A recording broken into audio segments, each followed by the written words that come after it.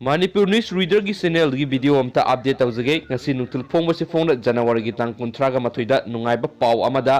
HIV ki drug na coronavirus layeng mangamkre malem asigi oina khwaidagi nungaiba pau amada hauzik China gi Wuhan dagi sandorakliba novel coronavirus na naraba patient ama China na HIV ki drug sizinaduna maipakna layeng mangamle haina China gi lenga na confirm tawkre hairi international media singda phonglakpa pau na hai hauzik coronavirus na maram oiduna China yauna malem gi leba kunga manga gi mathakta sandoraktuna laina asina sikiba mi gi masing sani ga tarago humdo yaukre miyoi lising tara hena naduna hauzik akan mamongda layeng sathari sairak asida laina asigi mahik hatpang ngamnaba kanna thiduna lakhibadu sai yankai ga taruk suraba coronavirus narba patient amada HIV amadi AIDS ki treatment tawda sizinaba hidak langthakting sizinaduna treatment sathabada coronavirus ki layong phanba ngamle haiba khanglakibane amaromda oirakliba phibam asida WHO na international emergency laukthokre hainasu auxi asina sandorakli. Thank you.